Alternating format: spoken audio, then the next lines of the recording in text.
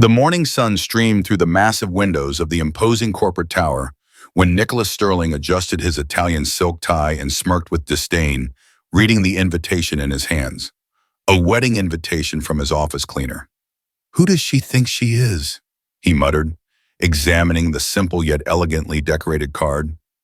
Valerie Stone, the woman who cleaned his penthouse office every morning with a smile he'd never returned, actually dared to invite him to her wedding. Nicholas was known across Manhattan as the most ruthless and arrogant CEO. Heir to a massive textile empire, he had turned the family business into a money-making machine, but also a place where humanity seemed to have no place.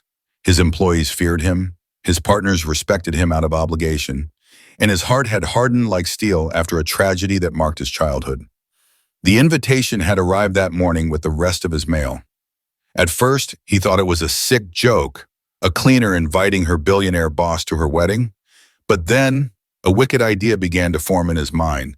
A cruel smile spread across his perfectly sculpted lips. "This will be fun," he told himself, slipping the invitation into the inner pocket of his custom-tailored suit. Very fun. Valerie Stone had worked at Sterling Corp. For several months. She was a woman of natural beauty, with hazel eyes that radiated kindness and a smile that could light up the darkest rooms. Despite her humble job, she approached every task with dignity and pride. She never complained, was never late, and always treated everyone with the same respect, from the doorman to Nicholas himself. What Nicholas didn't know was that Valerie held a secret that would have shaken the foundations of his world. Every time she saw him, her heart raced, not out of fear, but an odd familiarity she couldn't explain. There was something in his features, in the way he frowned when he concentrated, that reminded her of someone very dear from her past. The wedding day arrived sooner than expected. Nicholas, dressed in his most expensive suit, put on his most ostentatious gold watch, and drove toward the small Brooklyn Heights church where the ceremony would be held. His plan was simple but cruel.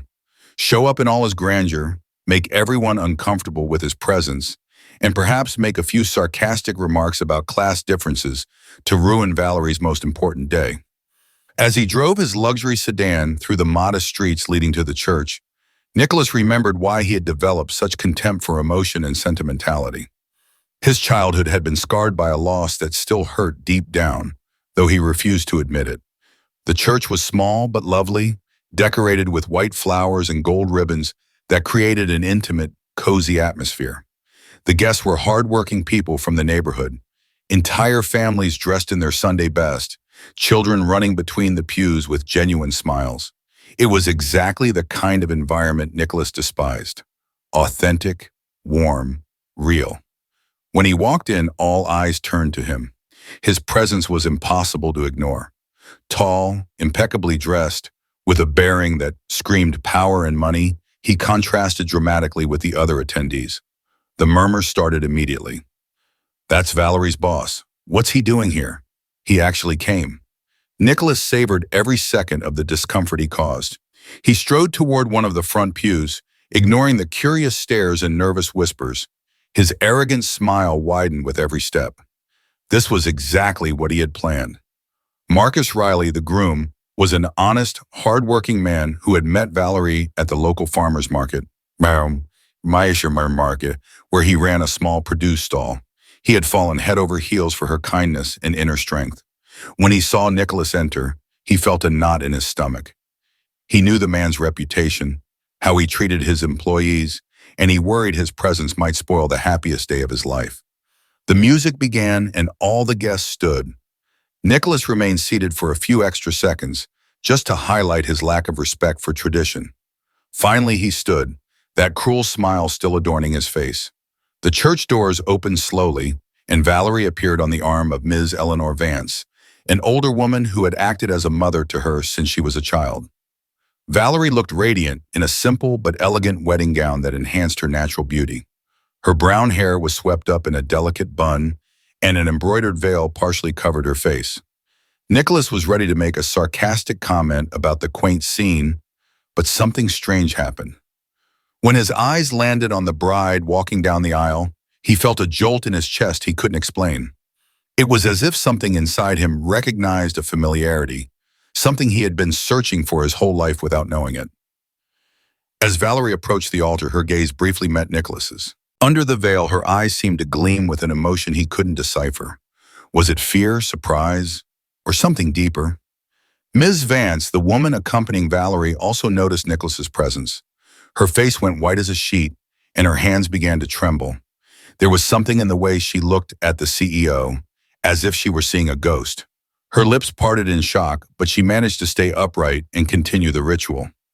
The priest began the ceremony with the traditional words, but the tension in the air was palpable. Guests threw nervous glances at Nicholas, expecting him to interrupt the celebration at any moment. He, for his part, felt strangely uneasy, as if something important were about to happen. If anyone knows any reason why these two should not be united in marriage, speak now or forever hold your peace, the priest proclaimed in a solemn voice. Nicholas opened his mouth, ready to deliver the cruel comment he had planned, but the words refused to come out. Something in the atmosphere, something in the way the sunlight filtered through the stained glass and fell upon Valerie's veil, stopped him dead. The ceremony continued. Then came the moment when Marcus was to lift his bride's veil to give her the kiss that would seal their union. Nicholas leaned forward, genuinely interested in what was happening for the first time. He didn't know why, but he felt this moment was crucial, that something was about to change forever. With hands trembling with emotion, Marcus delicately grasped the edge of the embroidered veil. The guests held their breath in anticipation of the ceremony's most romantic moment. Valerie closed her eyes, smiling with the pure happiness of a woman about to marry the love of her life. Slowly, Marcus began to lift the veil, gradually revealing the face of his beloved. First appeared her lips curved in a perfect smile, then her delicate nose, and finally, Bonsoir. Nicholas felt as if the world stopped around him. His breath caught, his heart skipped a beat, and his hands gripped the pew in front of him so tightly his knuckles turned white. The face now uncovered wasn't just beautiful, it was a face he knew better than his own. It was like looking in a mirror, but with feminine features. The same eyes, the same bone structure, the same small, distinctive birthmark near the left temple. The guests began to murmur, confused by the CEO's reaction. Valerie opened her eyes and her gaze met Nicholas's directly. In that instant, the recognition was mutual and devastating. Ms. Vance, who had been watching the entire scene, slumped onto the nearest pew, clutching her chest. Tears began to roll down her cheeks as she whispered inaudible words. Nicholas slowly stood as if in a trance. His voice, when it finally emerged, was barely a broken whisper that echoed through the silent church. "Valerie, is that really you?" The bride, still standing at the altar with her veil lifted, looked at him with tear-filled eyes and nodded almost imperceptibly. "Nicholas," she whispered, and her broken voice confirmed what they both already knew deep in their hearts.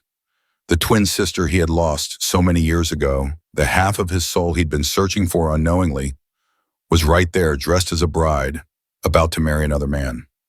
The secret that had remained hidden for decades had just come to light in the most unexpected way possible, transforming what should have been an act of cruelty into the most emotional reunion that small church had ever witnessed. The silence in the church was deafening. The guests looked at each other, unable to comprehend what had just happened. The priest, his hand still raised to bless the union, remained motionless, watching the scene unfold before his eyes like a surreal movie. Marcus Riley holding Valerie's veil in his hands. "Hey, I hope you're enjoying this video. I'm a little curious and would love to know where you're watching from and what time it is right now where you are. Thanks for watching this story," looked confusedly between his fiancée and the imposing CEO who had almost ruined his wedding. "Valerie, what's going on? Do you know this man?" Valerie couldn't take her eyes off Nicholas. Tears streamed freely down her cheeks, ruining the makeup she had carefully applied that morning. Her mouth opened and closed without making a sound, as if the words were lost in the magnitude of the revelation. Nicholas took a step forward, then another, as if drawn by an invisible force. His legs were shaking, and for the first time in many years, the mask of arrogance and coldness completely crumbled from his face, revealing the vulnerable man hidden beneath. "It can't be," he murmured, his voice hoarse with emotion. "They said you died. They told me you hadn't survived." Ms. Vance, the older woman who had accompanied Valerie down the aisle, rose with difficulty from the pew where she had collapsed. Her legs barely held her, but she managed to walk toward the center aisle. All eyes turned to her as she spoke, her voice broken by years of secrets and hidden pain. "She didn't die," Ms. Vance said, looking directly at Nicholas. "She never died. I saved her that terrible night, but I couldn't save both of you."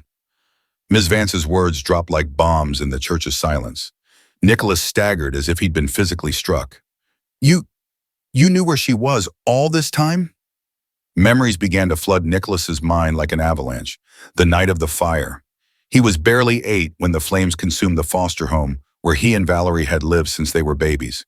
He remembered shouting his sister's name amidst the smoke and chaos, desperately searching for her in the rubble. The rescuers had told him she hadn't made it, that it was too late to save her. "The fire," Valerie whispered, her voice cracking. The same memories were returning to her. "I was looking for you. I was screaming your name. Yeah, but I couldn't find you in the smoke." Ms. Vance stepped closer, tears running down her wrinkled face. "I was a volunteer nurse that night. I arrived with the first aid team. I found Valerie unconscious near the back exit, nearly suffocated by smoke. The firefighters had already declared all the children in that section dead, but she was still faintly breathing." The entire church was now completely absorbed in the story unfolding before them. Even the children had stopped moving, sensing the solemnity of the moment without fully understanding it. "Why didn't you say anything?" Nicholas demanded, his voice thick with pain and confusion. "Why didn't you tell me she was alive?" Ms. Vance lowered her head, the weight of guilt visible in every line of her face. Because when she woke up at the hospital, she couldn't remember anything. The trauma of the fire. It had wiped her memory. She didn't know her name. She didn't remember the home. She didn't remember you. The doctor said she might never recover those memories. Valerie put her hands to her head as if trying to force the lost memories to return. "I always had dreams," she murmured. "Dreams about a boy who looked just like me. I thought they were just fantasies." "And when I first saw you in the office," Nicholas confessed, his voice barely audible, "I felt something. I didn't know what it was, but there was something familiar about you. Your smile, the way you tilt your head when you concentrate, they're exactly the same as when we were kids." Marcus, who had been listening in silence, finally found his voice. "Valerie, my love, is it true? Is this man really your brother?" Valerie turned to Marcus, the man she loved and planned to spend the rest of her life with. Her eyes were filled with confusion and pain. "I don't know what to think. I don't remember anything before the fire, but when I look at him..." She turned back to Nicholas. "It's like looking in a mirror." Ms. Vance took another step forward, knowing she had to confess the whole truth. "There's more," she said, her voice trembling. "After the hospital, when I realized Valerie had no one, I decided to unofficially adopt her. But I was afraid that if the authorities found out, they would separate us and send her to another foster home. So I changed her name. I gave her my last name. I erased all traces of her previous identity." Nicholas felt dizzy. His whole life he had been looking for his sister. He had hired private investigators, donated money to organizations searching for missing children, and all this time she had been living under a different name, with no memory of his existence. "Stone," Nicholas murmured. "That's why I could never find you. You weren't Valerie Sterling. You were Valerie Stone." The guests began to whisper among themselves, trying to process the unbelievable story unfolding before their eyes. Some of the Sterling Corp. employees present began to understand why their boss had always been so harsh and distant. The loss of his twin sister had hardened his heart. Valerie swayed, overwhelmed by the emotions and revelations. Marcus immediately supported her, but she gently pulled away. She needed space to think, to process what she had just discovered. "All those months working in your office," Valerie said, looking at Nicholas with a mix of awe and pain, "I always felt there was something special about you. But I also felt your coldness, your cruelty toward the employees. I couldn't understand how someone who felt so familiar could be so ruthless." The question hit Nicholas like a slap. He realized his pain had turned him into exactly the kind of person he would have despised as a child. "You're right," he admitted, his voice cracking. "I became a monster. I thought money and power would make me feel less empty, but they only made me more miserable. Ms. Vance approached Valerie and took her trembling hands. My daughter, I know this is confusing and painful. I carried this secret for so long because I didn't want to hurt you. When your memories didn't return, I thought maybe it was better that way. I thought you could have a happy life without remembering the trauma. But you stole my chance to know my brother, Valerie said, fresh tears streaming down her cheeks. You stole my chance to not feel so lost all these years. The priest, who had been quietly observing, finally spoke. I think we should take a break. This is extraordinary. Perhaps everyone needs time to process what has happened. But Nicholas shook his head vehemently. No, I can't wait any longer. I've waited my whole life to find you. He addressed Valerie directly, his voice charged with raw emotion. I know you have no reason to forgive me. I know I've been terrible, not just to you, but to everyone. But you're my family. You are the only family I have in this world. Marcus, who had been silently processing all the information, finally spoke. Valerie, my love, I understand this is a huge shock. If you need time, if you need to postpone the wedding to process this, I will understand. Valerie looked at Marcus, the good, patient man who had loved her unconditionally, then at Nicholas, the brother she had lost and who had grown into a cruel stranger, and finally at Mrs. Vance, the woman who had raised her with love, but who had also hidden her true identity. I don't know what to do, Valerie confessed, her voice barely a whisper. My whole life has just changed. Everything I thought I knew about myself. Nicholas stepped closer, extending a trembling hand toward his sister. You are Valerie Sterling. You are my twin sister. You are the girl who used to build pillow forts with me at the foster home. You're the one who comforted me when I had nightmares. You are the half of my soul I thought I had lost forever. For the first time since the veil was lifted, Valerie smiled through her tears. Something deep inside her, something that had been dormant for years, began to awaken. Fragments of memories began to slowly filter through. A small boy with her same eyes comforting her during storms, small hands holding hers, a familiar voice singing her to sleep. Nicholas, she whispered, and for the first time in decades, she spoke his name with full recognition. The guests watched in emotional silence as the siblings slowly moved toward each other. When they finally embraced, it was as if two puzzle pieces that had been separated for too long had finally found their place. The hug lasted an eternity, years of pain, loneliness, and searching expressed in that single moment. Nicholas held his sister as if afraid she would disappear again, while Valerie allowed the lost memories to flow back into her consciousness. When they finally pulled apart, both were crying without reserve. There was no trace of the coldness Nicholas had cultivated for years, nor the confusion that had tormented Valerie her whole life. I'll never let you go again, Nicholas promised, his voice firm despite the tears. I'm going to make up for all the lost years. I'm going to be the brother I should have always been. Valerie nodded, but then looked toward Marcus, who waited patiently, understanding that this moment was bigger than anything he had experienced before. The reality of the situation began to set in. She was standing at the altar, dressed as a bride, having discovered her lost brother on what should have been the happiest day of her life. The future suddenly looked completely different, full of possibilities she had never imagined, but also complications they would have to navigate together as a family. The silence in the church stretched like a heavy blanket over the guests. All eyes were fixed on the altar where Valerie, still in her wedding dress, stood between Marcus, the man she loved, and Nicholas, the brother she had just recovered. The magnitude of the decision she faced was overwhelming.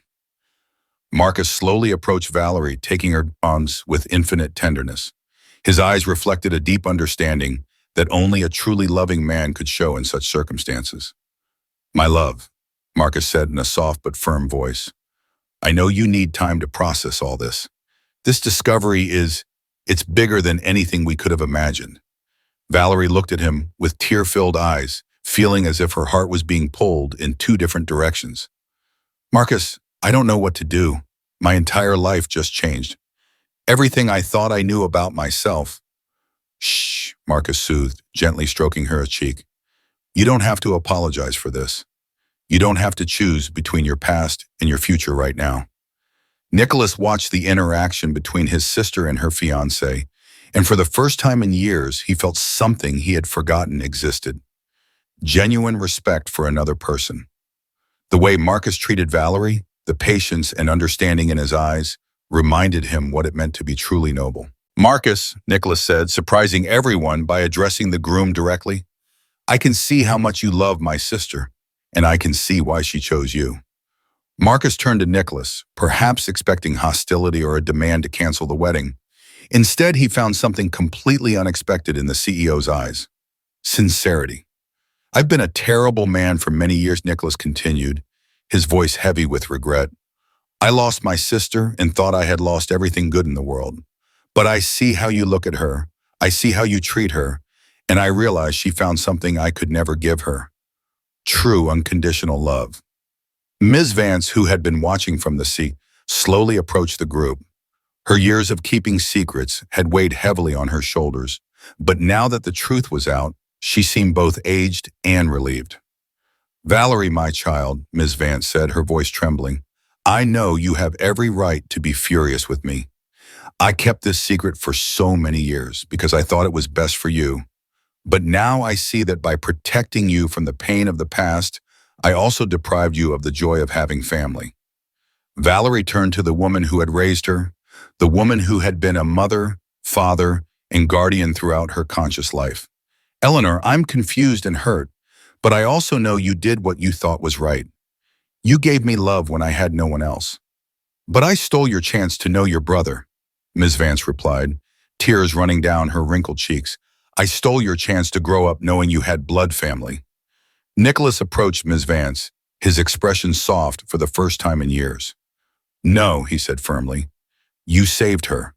That night of the fire, when the rescuers told me she was dead, my world collapsed. If you hadn't been there, if you hadn't found her and cared for her, I really would have lost her forever. Ms. Vance looked at him in surprise, not expecting understanding from the man known for his harshness. You gave her a life full of love, Nicholas continued. You raised her to be the beautiful, kind woman she is today. While I became a monster fueled by pain and bitterness, she grew up generous, hardworking, and capable of deep love. That was thanks to you. The priest, who had been observing the entire scene with a mix of awe and pastoral compassion, finally spoke. In all my years officiating weddings, I have never witnessed anything like this. But I see something beautiful here. A family reunited, a love that transcends time, and an opportunity for healing. Valerie looked around the church, seeing the expectant faces of all the guests. They were people from the neighborhood, Marcus's co-workers, simple folk who had come to celebrate their love. Then her gaze fell on Hope, a little girl, the daughter of a neighbor, who was watching her with big, curious eyes. Suddenly, a memory struck Valerie with unexpected force. She saw a small boy with the same eyes as Nicholas, promising her they would always be together no matter what happened. She saw herself, no older than Hope, holding that boy's hand and promising the same. We promised we would never be separated, Valerie whispered, looking directly at Nicholas. The night before the fire, we promised that no matter what happened, we would always find a way to be together. Nicholas nodded, his eyes shining with unshed tears. We made little paper hearts and wrote our names on them. You said as long as we had those hearts, we'd never truly be apart. And we hid them under your pillow, Valerie completed, the memory returning with crystal clarity. Marcus watched this exchange with a mix of understanding and something akin to resignation. He knew he had lost Valerie, not to another man, but to a story bigger than anything he could offer. But then Valerie did something no one expected. She turned to Marcus and gripped his hands tightly. Marcus, she said in a clear, decisive voice, I love you. I love the life we've built together. I love the way you make me laugh. I love how you make me feel safe and cherished. Finding my brother doesn't change that. Marcus looked at her with hopeful surprise. What are you saying? I'm saying I don't want to postpone our wedding, Valerie declared, her voice growing stronger with every word. I've lost too many years without my brother. I don't want to lose one more day without my husband. She turned to Nicholas, who seemed to be wrestling with a mix of joy and something akin to jealousy. Nicholas, you are my brother, and you always will be. We have a whole lifetime to make up for lost time. But Marcus is the man I chose to love, the man I want to build my future with. Nicholas visibly struggled with his emotions. He had spent so long searching for her, and now that he had found her, the idea of sharing her with another person was difficult. But then he looked at Marcus, saw the genuine love in his eyes, and understood something fundamental. You're right, Nicholas said slowly. I have no right to interrupt your happiness after all these years. He paused, looking directly at Marcus. But I want to ask you something. Marcus nodded, bracing himself for whatever the CEO was about to say. Promise me you'll take care of her, Nicholas said, his voice husky with emotion. Promise me you'll never hurt her, that you'll always treat her with the love and respect she deserves. Marcus didn't hesitate for a second. I promise. I love her more than my own life. Nicholas nodded. Then he did something that surprised everyone. He walked up to Marcus and extended his hand. Then it will be an honor for me to call you brother too. The two men shook hands, and in that moment, a new family dynamic began to form. Ms. Vance approached the group, still trembling with emotion. Valerie, do you forgive me? Can you forgive an old fool who thought she was protecting when she was really hurting? Valerie hugged Ms. Vance tightly. There's nothing to forgive, Mom, because that's what you are to me, my mom. You may not have given me life, but you gave me love, a home, and the opportunity to become who I am today. The priest, seeing that emotions were starting to calm, spoke in a gentle voice. Do you wish to continue with the ceremony? Valerie looked at Marcus, then Nicholas, then Ms. Vance. Everyone was looking back at her with love and support. Yes, she said with a radiant smile. But I want to make one small change. She turned to Nicholas. Brother, I know this is going to sound strange, but would you be willing to give me away? I know Eleanor walked me here, and she will always be my mother by heart. But now that I've found you, Nicholas was speechless for a moment, overwhelmed by the honor his sister was granting him. It would be the greatest privilege of my life. Ms. Vance smiled through her tears. It's perfect, sweetheart. It's how it should be. The priest asked everyone to take their seats again, and the ceremony restarted with a completely different energy. It was no longer just the wedding of Valerie and Marcus. It had become a celebration of family, redemption, and second chances. When the time came, Nicholas took his sister's arm, and they walked the final steps to the altar together. With every step, Nicholas felt as if he was healing a wound that had been open for decades. Who gives this woman in marriage? The priest asked. Her brother with all his love and blessing, Nicholas replied, his voice clear and proud. The ceremony continued, but it was different now. The priest's words about love, family, and union resonated with a deeper meaning for everyone present. When Marcus and Valerie exchanged vows, they weren't just promising mutual love. They were creating a new family that would include Nicholas. You may kiss the bride, the priest finally declared. When Marcus lifted the veil for the second time that afternoon, there were no dramatic surprises or revelations, only pure love and the promise of a future built on the solid foundation of honesty and acceptance. The guests erupted in applause, but this time the applause included tears of joy, not just for the new couple, but for the incredible story of reunion they had witnessed. At the reception that followed in the small community hall nearby, Nicholas found himself in an environment completely alien to his usual world. There were no white-glove servers or French champagne. Instead, there was a local band playing cheerful music, children running between the tables, and a genuine human warmth he had forgotten existed. Hope, the little girl who had watched the whole ceremony, timidly approached Nicholas. Is it true you're the bride's brother? She asked with childish curiosity. Nicholas knelt to be at her level, something he would never have done before. Yes, little one, it's true. And you didn't know where she was, Vibors? No, I didn't. I had lost her a long time ago. Hope frowned, processing this information. But now you found her at her wedding? That's like a fairy tale. Nicholas smiled, a genuine smile that felt strange on his face after so many years. Yes, I suppose it is like a fairy tale. As the evening progressed, Nicholas found himself talking with the guests, listening to their stories, laughing at their jokes. For the first time in decades, he didn't feel superior to the people around him. He felt part of something bigger. Marcus approached him during one of these moments. "I want to thank you," he said. "Thank me for what? For giving me your blessing? I know it must have been difficult. You just found your sister, and now you have to share her with me." Nicholas considered this carefully. I thought it would be harder, but seeing how happy you make her, seeing how she looks at you when she thinks no one is watching, I realize this isn't losing her. It's gaining a bigger family." Marcus smiled and extended his hand again. "Welcome to the family, brother."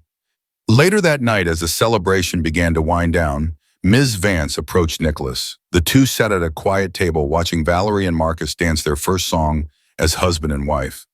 "I want you to know something," Ms. Vance said. "After the fire, after I adopted Valerie, I did look for information about you. I wanted to make sure you were okay." Nicholas looked at her in surprise. "You looked for information about me?" "Yes, I found that you had been adopted by the Sterling family, that you had a good life, that you were receiving an education. I thought maybe it was better to leave things as they were." Valerie didn't remember anything. "You seemed to be doing well." "But I wasn't doing well," Nicholas interrupted gently. "I was empty, angry, lost." Ms. Vance nodded sadly. "I know now. I see how you were before you found her. I see the difference in your eyes now." "You made a mistake," Nicholas said after a moment. "But it was a mistake made out of love, and in the end, things turned out as they were meant to." "Do you really believe that?" Nicholas looked at his sister, radiant in the arms of her new husband, surrounded by people who genuinely loved her. "Yes, if we had grown up together, maybe I would have remained the same bitter man. Maybe she wouldn't have developed the strength and kindness she has now. Everything that happened led us to this moment." In the days following the wedding, Nicholas faced the task of rebuilding not only his relationship with his sister, but his relationship with himself. Sterling Corp, which he had run with an iron fist and a cold heart, needed dramatic changes. His first act was to gather all the company's employees in the main auditorium. When he stepped onto the podium, the workers expected another of his intimidating speeches about productivity and efficiency. Instead, they found a transformed man. "I want to apologize," Nicholas began, his voice clear but humble. "For years, I have run this company as if you were machines instead of human beings with families, dreams, and dignity." A murmur of surprise ran through the auditorium. "I recently rediscovered something I had lost: the importance of family and community. I have decided to implement significant changes in how we operate here." The changes that followed were revolutionary. Nicholas implemented fairer wages, better working conditions, education programs for employees and their families, and most importantly, an open-door policy where any worker could approach him with suggestions or concerns. Valerie, who decided to continue working after her honeymoon, was promoted to Employee Wellness Coordinator, a position created specifically to ensure all workers were treated with respect and dignity. 3 months after the wedding, Nicholas, Valerie, Marcus, and Ms. Vance regularly met for Sunday dinners. These dinners had become the focal point of their weeks, a time to reconnect, share stories, and build the memories they had lost for so many years. One evening, while washing dishes after one of these dinners, Valerie and Nicholas worked side by side in the kitchen of the small house she and Marcus had bought. "You know something I find strange?" Valerie said as she dried a plate. "What?" "All those months when I cleaned your office, I always felt strangely comfortable there, like I belonged. I thought it was because I aspired to a better life, but now I think it was because I unconsciously recognized I was close to family." Nicholas smiled, passing her another plate to dry. "I always looked forward to those mornings, though I didn't know why. I thought it was because I liked seeing my office perfect, but now I realize it was because I knew you would be there." "Destiny," Valerie murmured. "Do you believe in destiny?" "I do now. Everything had to happen exactly as it did for us to end up here in this moment, with Marcus, with Eleanor, being a family." 6 months later, when Valerie announced she was pregnant, Nicholas experienced a joy he hadn't felt since he was a child. He was going to be an uncle. He was going to be part of the next generation of his family. The day the baby girl was born, A beautiful baby with the sterling family eyes. Nicholas held her in his arms and whispered, "I promise you will always know who your family is. I promise you will never feel alone or lost." Valerie, watching from the hospital bed, smiled through her tears. "What should we name her?" Nicholas looked at his sister, then Marcus, then Ms. Vance, who had been present for the birth. "Hope," he finally said. "Her name should be Hope." And as he held little Hope, Nicholas fully understood that sometimes the most beautiful things in life come disguised as tragedies. The fire that had separated them had also forged in each of them the strength needed to truly appreciate the miracle of being together again. Sterling Corp. flourished under Nicholas's new compassionate leadership, becoming a model of how businesses could be both successful and humane. Marcus expanded his produce business into a chain of markets that employed dozens of people from the neighborhood. Ms. Vance became the proudest grandmother in the world, telling anyone who would listen the incredible story of how her family had been reunited at a wedding. And every year on the anniversary of that extraordinary wedding, the whole family returned to the small church where everything had changed. There they renewed not only Valerie and Marcus's marriage vows, but also their vows as a family, to always be present for each other, to never take anything for granted, and to remember that true love always finds a way to bring back what was separated. The story, which had begun with cruelty and arrogance, had transformed into one of the most beautiful lessons on the power of love, forgiveness, and second chances. And in that small church, surrounded by the same simple people who had witnessed the original miracle, the Sterling Stone Riley family celebrated not only their mutual love, but the living proof that it is never too late for lost hearts to find their way home. A decade had passed since that extraordinary wedding that transformed not only the lives of a family, but the heart of an entire community. The small church where the miracle had been revealed now looked renovated, its stained glass shining with new colors thanks to the generous donation from Sterling Corp, but maintaining the humble, welcoming essence that made it so special. In the backyard of the family home Nicholas had bought to be close to his sister, a brown-haired girl with bright eyes ran among the fruit trees, chased by a slightly younger boy laughing with contagious joy. Hope, now a lively and curious child, had inherited the best of both sides of her family, the determination of the Sterlings and the kindness of the Stones. "Uncle Nico! Uncle Nico!" she shouted as she ran toward a man who was pruning the roses with the same meticulousness he once applied to his business meetings. "Little David is bothering me again." Nicholas set down the gardening shears and knelt to receive his niece in his arms. Despite having reached middle age, his eyes retained that special light he had recovered the day he found Valerie. David, Valerie, and Marcus's younger son approached timidly, knowing he had crossed some invisible line in their games. "What happened here?" Nicholas asked with feigned seriousness, though a smile played on his lips. Over the years, he had learned that being an uncle was one of the most rewarding roles in his life. "He says flowers are only for girls," Hope explained with indignation, pointing to the small bouquet she had been collecting for her grandmother, Ms. Vance. Nicholas looked at David with the expression he had perfected for these pedagogical moments. "David, do you know who else collects flowers?" The boy shook his head, his big eyes fixed on his uncle. "Your grandpa Marcus has the most beautiful garden in the whole neighborhood, and he says flowers are for anyone who can appreciate beauty. Don't you think you should apologize to your sister?" David nodded quickly and hugged Hope. "I'm sorry, Hopi. We can pick flowers together." From the kitchen window, Valerie watched the scene while preparing the Sunday lunch, which had become a sacred family tradition. Marcus came up behind her and wrapped his arms around her, resting his chin on her shoulder. "What are you thinking about, love?" he asked, following her gaze to the garden, where Nicholas was now helping both children select the best flowers. "How different things are now," Valerie replied, leaning against her husband's chest. "Do you remember what Nicholas was like when we met him? If someone had told me then that he would become the most loving uncle in the world." Marcus chuckled softly. "And if someone had told me I'd end up in a business partnership with the most feared man in the city." It was true. In the years following the wedding, Marcus had expanded his business with Nicholas's support and investment, creating a chain of organic markets that not only provided dignified jobs, but also supported small local farmers. What had begun as a partnership out of family had turned into a deep, genuine friendship. Ms. Vance appeared in the kitchen, moving more slowly than before, but with the same vital energy in her eyes. Despite her advanced age, she had become the undisputed matriarch of the family, the keeper of traditions, and the official narrator of the family story.